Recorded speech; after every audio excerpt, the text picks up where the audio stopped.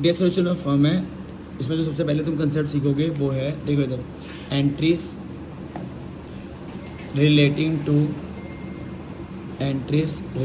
To realisation, या फिर उसे बोल सकते हो डिसोल्यूशन एक्सपेंस।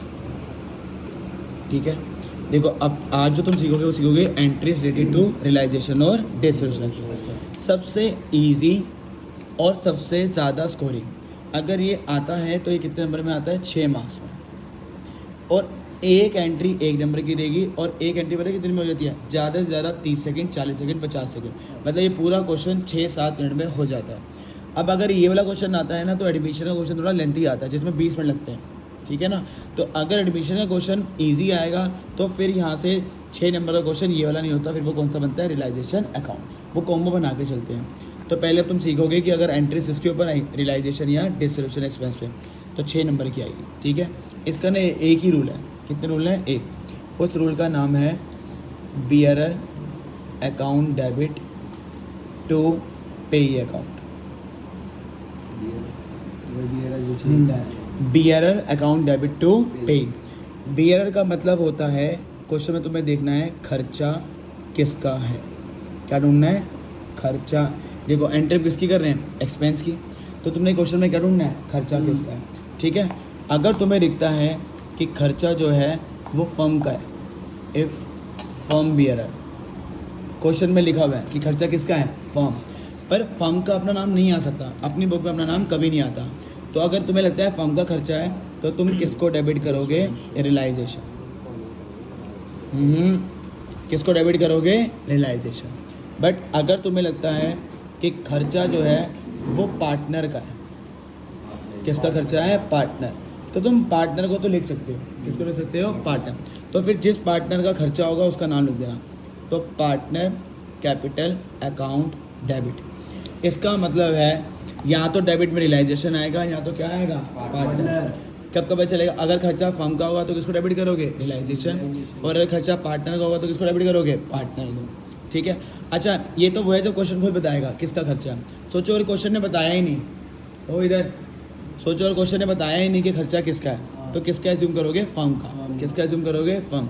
तो मैं लिख देता हूँ, इफ़ क्वेश्चन इज साइलेंट, अगर क्वेश्चन नहीं बता रहा तो तुम क्या करोगे, एज्यूम फर्म बियरर, तो तुम किसका खर्चा मानोगे, फर्म।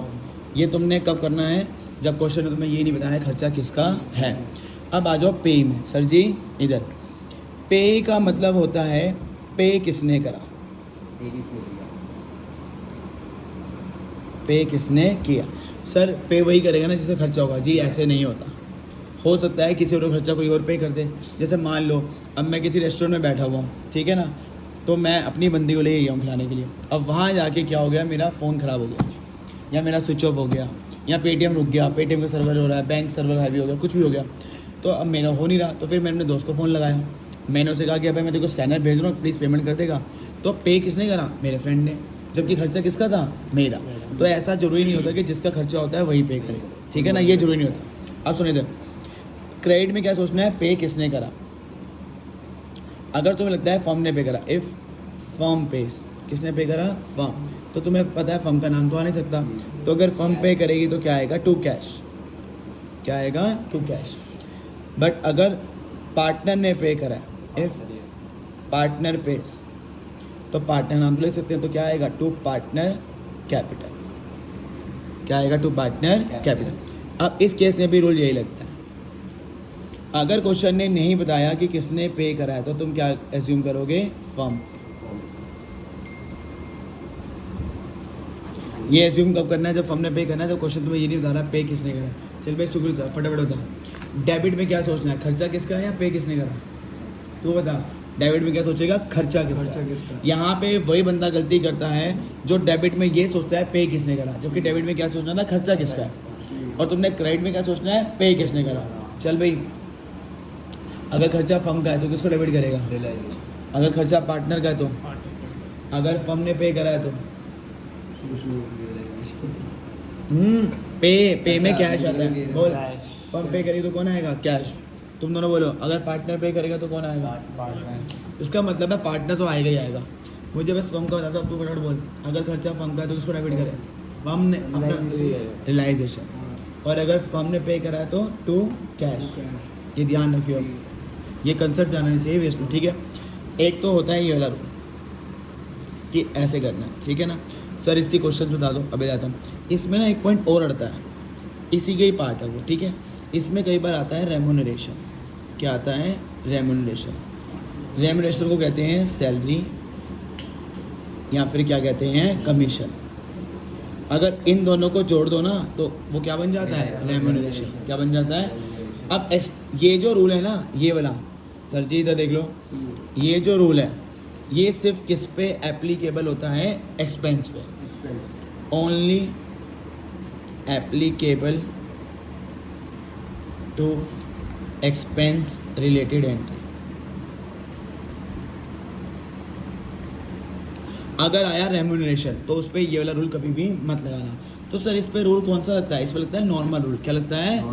सर नॉर्मल का मतलब क्या होता है मैं तो जानता हूँ, देखो नॉर्मल रूल का मतलब होता है जब भी पार्टनर को देना है, ये पूरी बुक का रूल है, पार्टनर को देना है तो क्या करोगे? क्रेडिट। क्या करोगे? क्रेडिट। और पार्टनर से लेना है तो क्या करोगे? डेबिट। अब तुम मुझे बताओ, सैलरी और कमीशन पार्टनर को देनी होती है, लेनी होती है? तो पार्टनर को देना है तो क्या करेंगे? क्रेडिट। तो यहाँ पे नॉर्मल रूल है टू पार्टनर कैपिटल।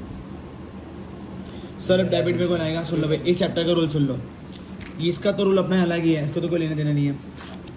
इसको छोड़ के इस चैप्टर में नॉर्मल रूल होता है। नॉर्मल रूल का मतलब होता है जैसे तुम्हें पार्टनर और कैश मिल गया, नॉर्मल जैसे तुम्हें पार्टनर और कैश मिल गया, कौन मिल गया? पार्टनर और कैश। सामने हमेशा रियलाइजेशन आएगा। कौन आएगा? रियलाइजेशन।